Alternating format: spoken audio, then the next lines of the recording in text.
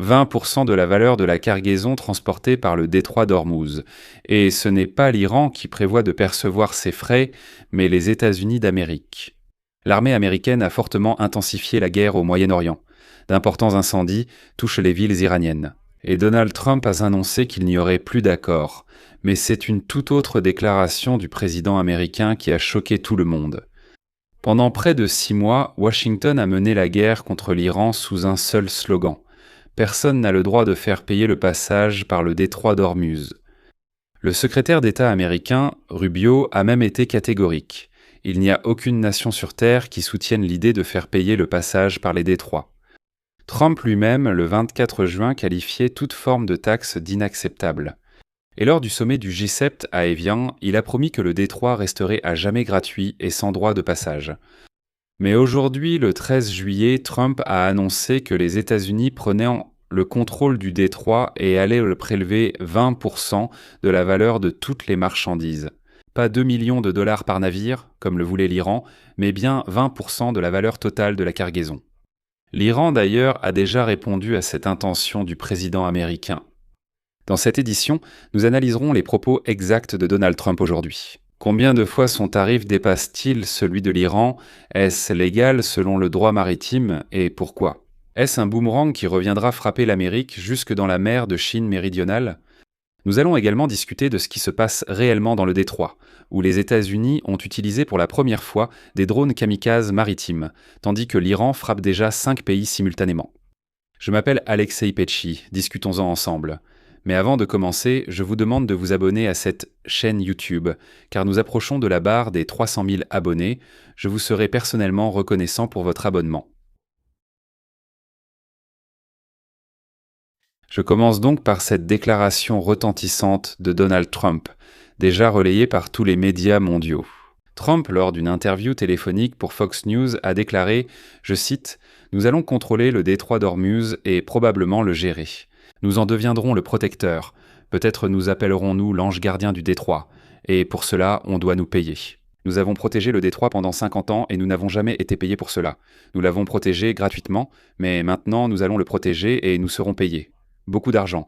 Et nous allons probablement... Et nous allons contrôler le détroit et probablement le gérer. Nous deviendrons le protecteur du détroit, peut-être même l'ange gardien du détroit. Nous devrions être rémunérés pour cela. Quand nous ferons cela, nous serons rémunérés parce que les autres nations sont très riches. Elles sont de notre côté. Et on ne peut pas s'attendre à ce que nous fassions cela gratuitement, contrairement à ce que nous avons fait pendant de nombreuses années. Vous savez, nous avons protégé le détroit pendant 50 ans, voire plus, et nous n'avons jamais été payés pour cela. Ils ont gagné tout l'argent et les États-Unis étaient justes, vous savez, non. Ils ne voulaient pas, c'est incroyable. Nous n'avons jamais rien gagné, nous l'avons protégé pour rien. Et maintenant, nous allons le protéger et nous allons être payés pour le faire. C'est beaucoup d'argent. Mais nous voulons juste être remboursés pour tout ça, pour avoir mis nos gens en danger. Beaucoup ici ont pensé que, comme il n'y avait rien de concret, Donald Trump ne faisait que brasser de l'air une fois de plus. Puis il y a eu un post de Donald Trump sur le réseau social True Social, cette fois avec un chiffre. Je cite. « Désormais, les États-Unis d'Amérique seront le gardien du détroit d'Ormuz.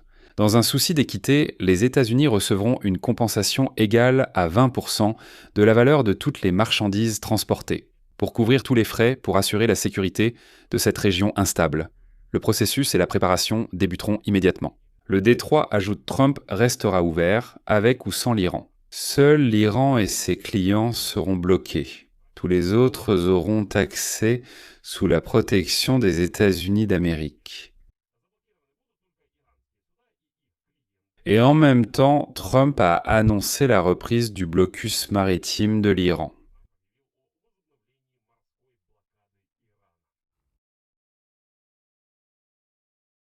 Comme vous l'avez compris, Trump a effectué un revirement complet de sa propre politique. Fin juin, la position officielle des États-Unis restait totalement opposée. L'administration Trump répétait avec insistance que les navires devaient traverser le détroit d'Ormuz sans payer de droits à qui que ce soit. C'est précisément sur ce point que reposait tout l'argument moral et juridique contre Téhéran, à savoir que les droits iraniens étaient illégaux, que c'était du racket et que la liberté de navigation était sacrée. À présent, Washington fait exactement ce pourquoi il a en fait bombardé l'Iran. à la différence près qu'ils n'appellent pas cela une taxe mais un remboursement des frais. Il y avait déjà un indice à ce sujet, ce n'est donc pas nouveau.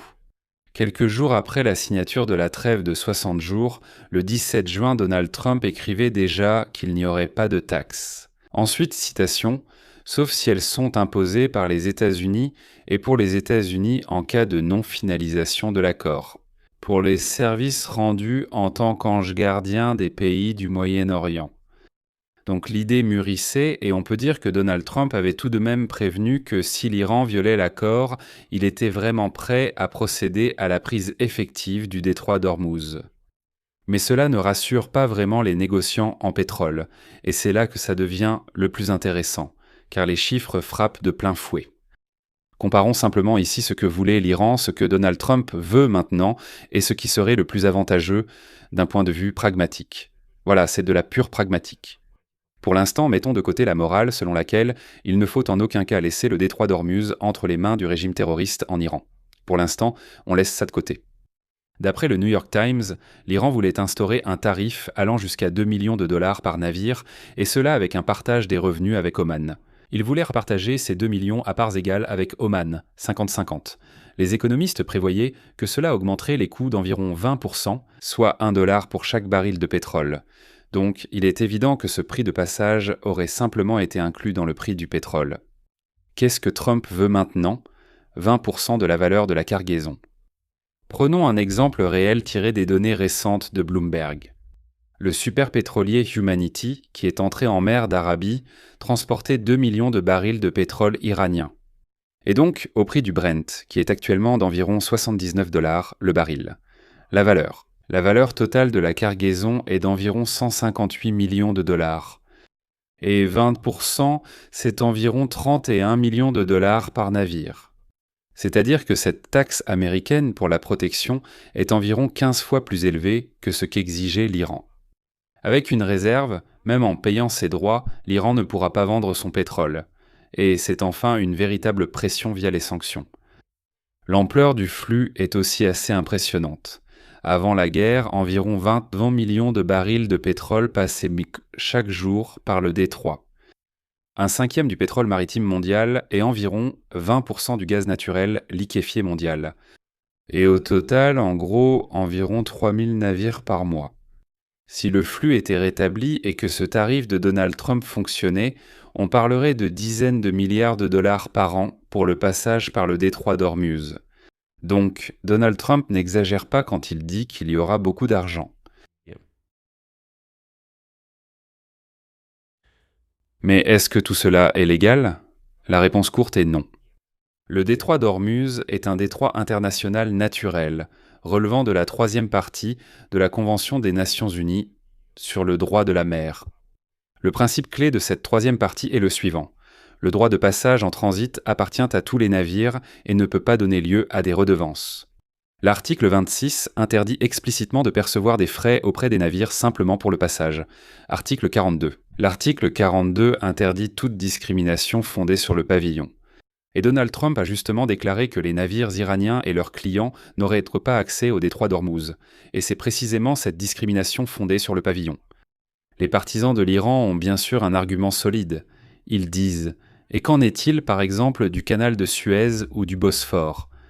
Ils disent « Là-bas on fait bien payer le passage, alors pourquoi ne pourrait-on pas faire payer le passage dans le détroit d'Ormuz ?» La réponse est très simple, très simple. Le canal de Suez est tout de même un canal artificiel. Il fonctionne selon la Convention de Constantinople de 1888. Le Bosphore fonctionne selon la Convention de Montreux de 1936. Les deux détroits maritimes ont été depuis longtemps exclus de la Convention des Nations Unies sur le droit de la mer. Mais le détroit d'Ormuz, lui, n'est pas exclu, il relève clairement de cette convention. Faire payer le passage par attention à un détroit naturel serait en fait une première dans l'histoire. Ce serait un précédent. Il existe ici bien sûr un précédent historique intéressant qu'il convient évidemment de mentionner. Le Danemark à son époque percevait ce qu'on appelait les droits du Sund dans ces détroits et les a abolis en 1857 sous la pression des protestations internationales. Autrement dit, il y a 170 ans, le monde entier a décidé qu'il ne fallait pas payer pour le passage par les détroits. Trump propose tout simplement d'annuler complètement cette décision. Mais la conséquence la plus sérieuse dans toute cette histoire n'est pas juridique, elle est stratégique. Et c'est peut-être la pire décision de Donald Trump dans toute la campagne contre l'Iran. Désolé, mais ça va devenir encore plus technique, au moins vous comprendrez vraiment ce qui se passe.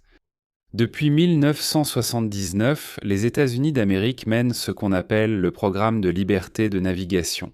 Autrement dit, ils font régulièrement passer leurs navires de guerre par des eaux contestées afin de défendre le principe selon lequel les détroits sont libres pour absolument tout le monde.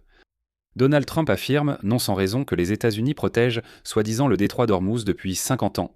En réalité, oui, les navires de guerre américains apparaissent constamment là-bas, justement pour garantir que personne ne s'empare du détroit. Et c'est là que surgit le point le plus délicat pour Donald Trump. C'est selon ce même principe que les navires américains ainsi que chinois sont présents en mer de Chine méridionale. C'est précisément cet argument que les États-Unis utilisent contre les revendications chinoises dans cette région. Ce sont des eaux internationales, même si elles sont contestées, mais nous allons y faire passer nos navires de guerre pour prouver aux Chinois que non, ce n'est pas du tout votre territoire, ce sont des eaux disputées. Et d'ailleurs, en mai 2026, lors du sommet à Pékin, Donald Trump et Xi Jinping sont parvenus à une position commune. Aucun droit de douane, aucune militarisation du détroit d'Ormuz, le tout conformément au droit international. Eh bien, pour ne pas perturber ce statu quo en mer de Chine méridionale. Maintenant, l'essentiel. Que se passerait-il si les États-Unis instauraient un droit de passage dans le détroit d'Ormuz ? Tout est très simple. Cela encouragera immédiatement des pays comme la Chine, qui cherchent depuis longtemps à avoir un plus grand contrôle sur la mer de Chine méridionale, à faire la même chose. L'Amérique détruit de ses propres mains l'argument avec lequel elle a défendu la liberté des mers pendant un demi-siècle. Et alors, un affrontement près de Taïwan deviendra tout simplement inévitable.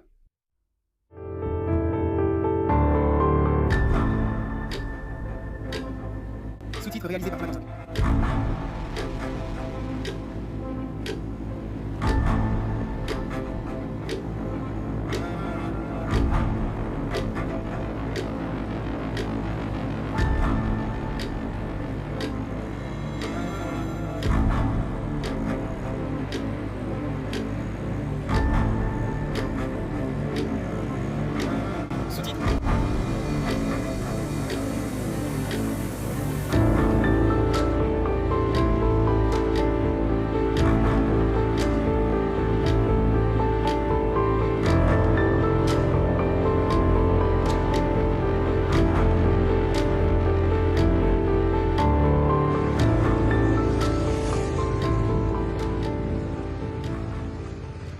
Alors que des batailles verbales se déroulent dans la région du Moyen-Orient, une véritable guerre fait rage et elle s'intensifie. Du côté des États-Unis d'Amérique, cela ressemble à ceci. Le commandement central de l'armée américaine a annoncé une nouvelle vague de frappes. Des systèmes de défense aérienne, radars côtiers, missiles, drones et petites embarcations iraniens ont été touchés. Des chasseurs, des navires de la marine, des drones kamikazes et, pour la première fois d'ailleurs, des drones maritimes kamikazes ont été utilisés. C'est le début d'une nouvelle classe d'armes dans ce conflit que l'Ukraine a déjà utilisé depuis longtemps contre les navires russes. Et maintenant, je vais citer le commandement central des États-Unis. Le détroit d'Ormuz est un corridor vital pour le commerce mondial. L'Iran ne le contrôle pas. Et Trump a commenté cela encore plus simplement lors de l'émission Meet the Press. Nous les avons bombardés massivement la nuit dernière. Du côté iranien, la situation se présente comme suit. Les gardiens de la révolution islamique ont revendiqué des frappes contre des cibles américaines dans 5 pays différents. À Bahreïn, ils ont frappé la base aérienne Sheikh Isa, qui est un centre de maintenance pour leurs hélicoptères et un centre de contrôle des drones. Au Koweït, ils ont frappé le système de défense aérienne Patriot. Il est rapporté qu'ils auraient même détruit un lanceur. Ils ont frappé les réservoirs de carburant. Le système d'alerte précoce ANFPS a également été touché. En Jordanie, les Iraniens ont frappé la base aérienne Prince Hassan, où des dépôts de munitions et de carburant étaient en feu. Et attention, ils ont même frappé Oman, où des radars américains ont été détruits. Et une autre frappe a touché le Qatar. Selon les données iraniennes, environ 20 personnes ont été tuées dans leur pays en une semaine de frappes américaines.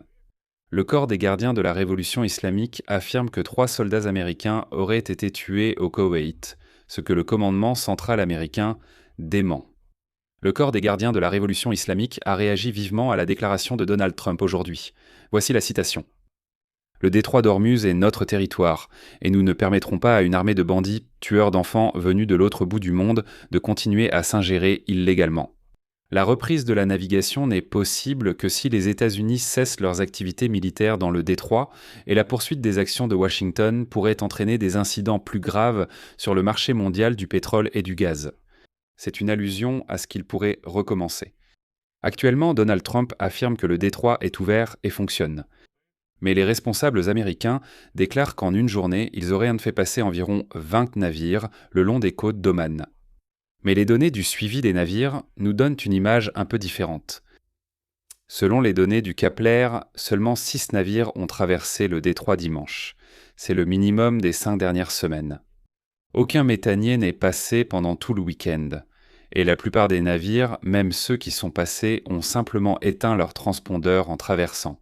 Ils naviguaient en se cachant comme des contrebandiers, sans protection américaine. Pendant ce temps, le baril de pétrole Brent approche déjà les $80. En résumé, officiellement, voici ce qui s'est passé aujourd'hui. Les États-Unis ont repris une guerre à grande échelle contre l'Iran et se sont proclamés gardiens du détroit d'Ormuz.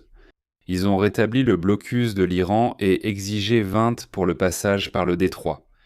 En réalité, Washington s'est arrogé exactement le droit dont il reprochait à Téhéran la remise en cause. La seule différence, c'est le prix.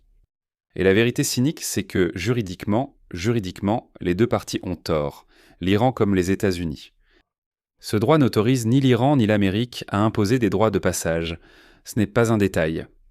Si les deux plus grands acteurs en viennent maintenant à un accord et que l'un d'eux commence à faire payer le passage par le détroit, alors le principe sur lequel repose tout le commerce maritime mondial s'effondrera. Et le premier à s'empresser d'exploiter ce précédent sera la Chine en mer de Chine méridionale. Je vais m'arrêter ici. Donnez votre avis et vos conclusions dans les commentaires sous cette vidéo. Abonnez-vous à la chaîne, cliquez sur la cloche et n'oubliez pas de mettre un like. C'est tout pour aujourd'hui. Prenez soin de vous. À bientôt à tous.